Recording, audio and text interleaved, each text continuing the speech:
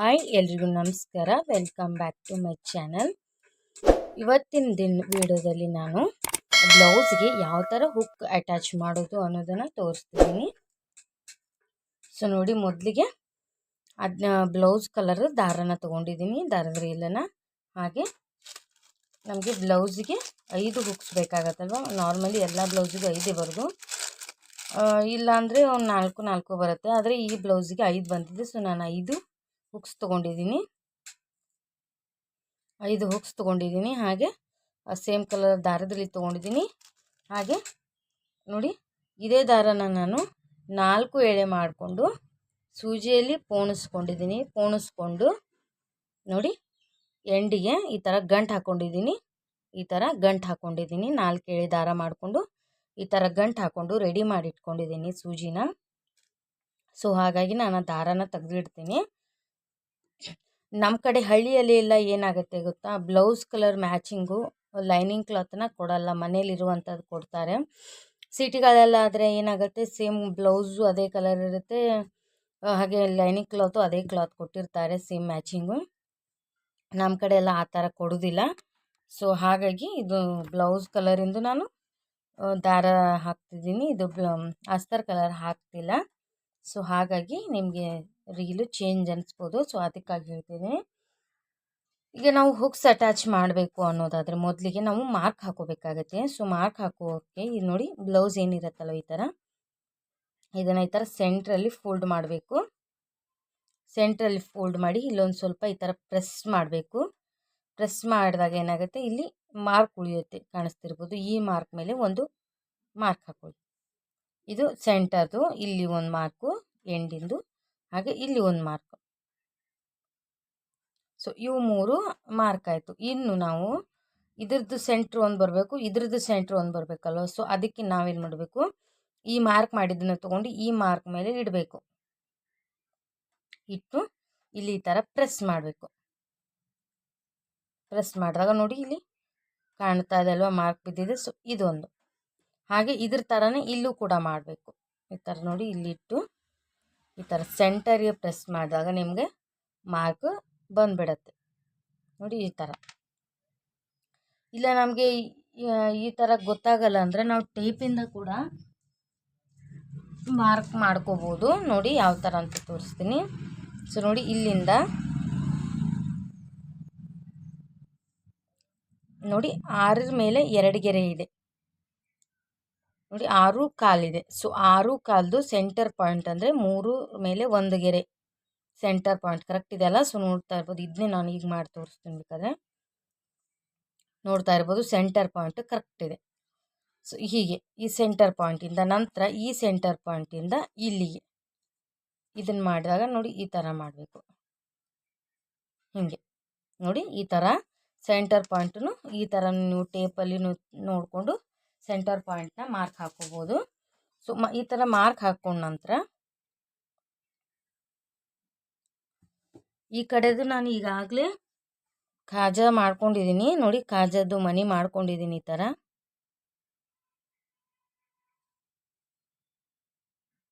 ಕ್ಲಿಯರಾಗಿ ಕಾಣಿಸ್ತಿಲ್ಲ ಅನ್ಕೋತೀನಿ.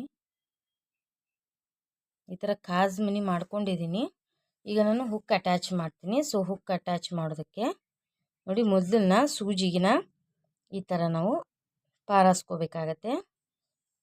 ಈ ಥರ ಪಾರಾಸ್ಕೊಂಡು ನೋಡಿ, ಹುಕ್ಕನ್ನ ಇದ್ರೊಳಗಿಂದ ಹುಕ್ಕನ್ನ ಸೂಜಿನ ಪಾರಾಸ್ಕೊಂಡು ಇಲ್ಲಿ ನೀಟಾಗಿ ಈ ಥರ ನೋಡಿ, ಈ ಥರ ನೀಟಾಗಿ ಬರೋ ಹಾಗೆ ಇದನ್ನು ಸ್ವಲ್ಪ ಪ್ರೆಸ್ ಮಾಡಿ ಹಿಡ್ಕೋಬೇಕು. ಯಾಕಂದರೆ ಸ್ಟಾರ್ಟಿಂಗ್ 1-2 ಸ್ಟಿಚ್ ಹಾಕೋರಿಗೆ ಹುಕ್ಸು ಕ್ರಿಪ್ ಸಿಗಲ್ಲ. ಸೊ ಹಾಗಾಗಿ ನೋಡಿ, ಈ ಥರ ಹಿಡ್ಕೊಂಡು ನೋಡಿ, ಇಲ್ಲಿಂದ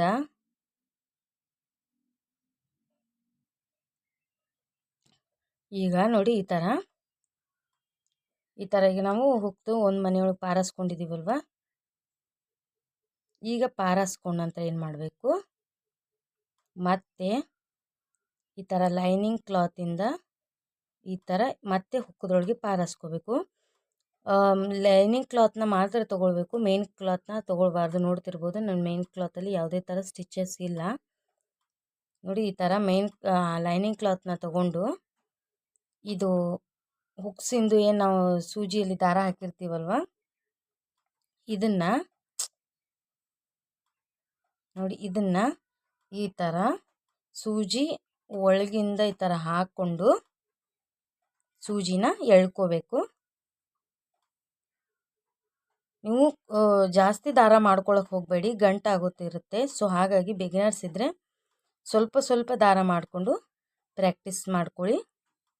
ಇದನ್ನು ಹುಕ್ಸನ್ನ ಗಟ್ಟಿಯಾಗಿ ಸ್ಟ್ರೈಟಾಗಿ ಇಟ್ಕೊಳ್ಳಿ. ಈ ಥರ ಲಾಕ್ ಮಾಡುವಾಗ ಕ್ರಾಸ್ ಆಗ್ತಾ ಇರುತ್ತೆ. ಈ ಥರ ಸ್ಟ್ರೈಟಾಗಿ ಇಟ್ಕೊಂಡು ನೋಡಿ, ಒಂದು ಲಾಕ್ ಆಯಿತು. ಇನ್ನು ಮತ್ತೊಮ್ಮೆ ಅಲ್ಲಿಗೆ ಹಾಕ್ತಿದ್ದೀನಿ. ಸೊ ಮತ್ತೆ ಈ ಥರ ತಗೊಂಡು ಈ ಥರ ಹಾಕಿ ಮತ್ತೆ ದಾರನ ಎಳ್ಕೋಬೇಕು.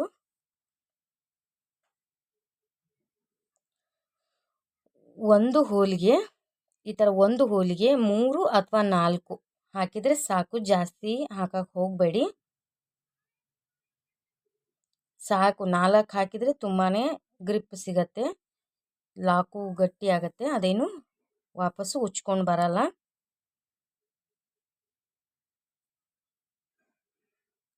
ನೋಡಿ, ಈಗ ನಾನು 3 ಹಾಕಿದ್ದೀನಿ, ಇನ್ನು 1 ಹಾಕಿಬಿಡ್ತೀನಿ. ಪದೇ ಪದೇ ಹುಕ್ಸು ಗ್ರಿಪ್ಪು ಮಿಸ್ ಆಗ್ತಿರತ್ತೆ, ನೋಡ್ಕೊಂಡು ಸ್ಟಿಚ್ ಮಾಡ್ಕೊಳ್ಳಿ.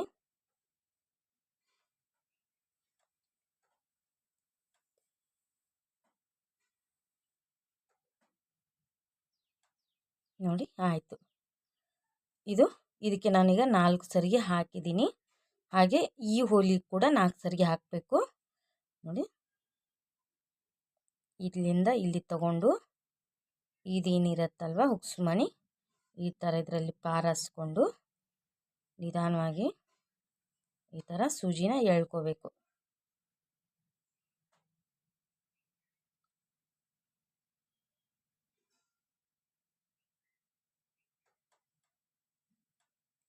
ಒಂದು ಹಾಕಿದ್ದೀನಿ, ಈಗ ಇದು 2,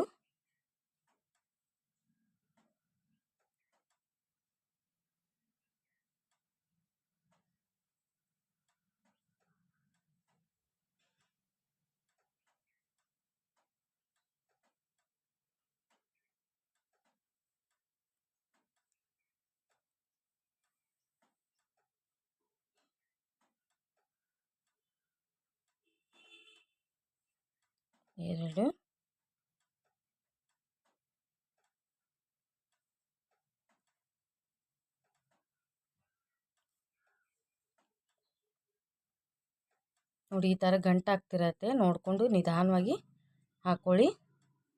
ಅಂದರೆ ಜಾಸ್ತಿ ಉದ್ದ ತೊಗೊಂಡಷ್ಟು ಈ ಥರ ಗಂಟಾಗೋ ಸಾಧ್ಯತೆ ಇರುತ್ತೆ, ಅದಕ್ಕೆ ಹೇಳ್ತಿದ್ದೀನಿ. ಬಿಗಿನರ್ಸ್ ಆಗಿದ್ದರೆ ನಿಧಾನವಾಗಿ ಸ್ವಲ್ಪ ಸ್ವಲ್ಪ ದಾರ ತಗೊಂಡು ಈ ಥರ ಸ್ಟಿಚ್ ಮಾಡ್ಕೊಳ್ಳಿ. ನೋಡಿ, 3, ಇನ್ನು 1 ಹಾಕಿಬಿಟ್ರೆ ಇದ್ರದ್ದು ಫೈನಲ್ ಆಗುತ್ತೆ. ಇಲ್ಲಿ ಏನು ಗ್ಯಾಪ್ ಬಿಟ್ಟಿದೆ ಅಲ್ವಾ, ಪ್ಲೇನ್ ಇದೆಯಲ್ಲ, ಸೊ ಇಲ್ಲಿ 1 ಹಾಕ್ಬಿಡ್ತೀನಿ.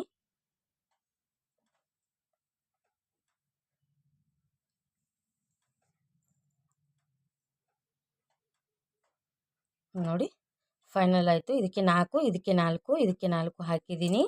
ಸೊ ಈಗ ನೋಡಿ,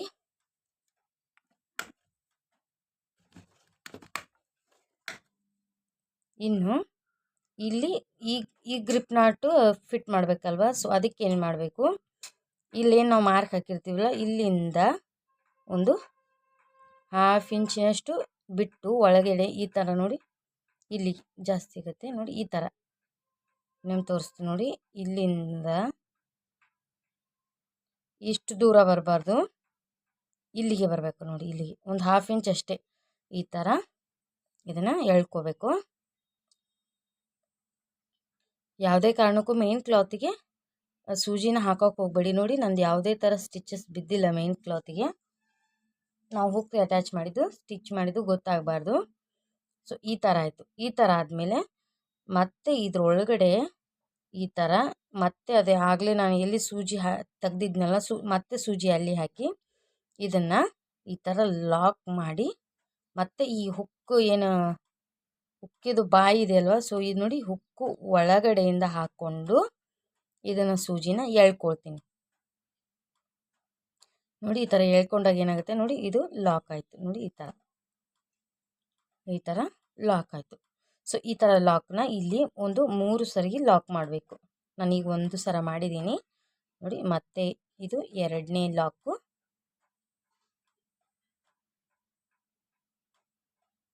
ಹಾಗೆ ಇದು 3ನೇ ಲಾಕು.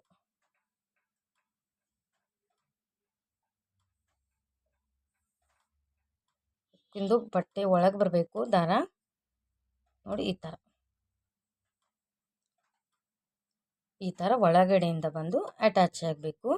ಇಲ್ಲಿ ಒಂದು ಸ್ವಲ್ಪ ಗ್ಯಾಪ್ ಬಿಟ್ಟೇ ಸ್ಟಿಚ್ ಮಾಡಿ. ಇಲ್ಲಿ ಕೂಡ ಒಂದು ಸ್ವಲ್ಪ ಗ್ಯಾಪ್ ಬಿಟ್ಟೇ ಹೂಕ್ ಅಟ್ಯಾಚ್ ಮಾಡಿ, ಯಾಕಂದರೆ ಜಾಸ್ತಿ ಎಡ್ಜಿಗೆ ಆತಂದರೆ ಏನಾಗುತ್ತೆ ಹೊರಗೆ ಬಂದುಬಿಡತ್ತೆ. ಇಲ್ಲೂ ಕೂಡ ಒಂದು ಸ್ವಲ್ಪ ಗ್ಯಾಪ್ ಬಿಟ್ಟು ಸ್ಟಿಚ್ ಮಾಡಿ. ನೋಡ್ತಾ ಇರ್ಬೋದು, ನಾನು ಜಾಸ್ತಿ ಎಂಡಿಗೆ ಮಾಡಿಲ್ಲ, ಸ್ವಲ್ಪ ಗ್ಯಾಪ್ ಬಿಟ್ಟು ಸ್ಟಿಚ್ ಮಾಡಿದ್ದೀನಿ.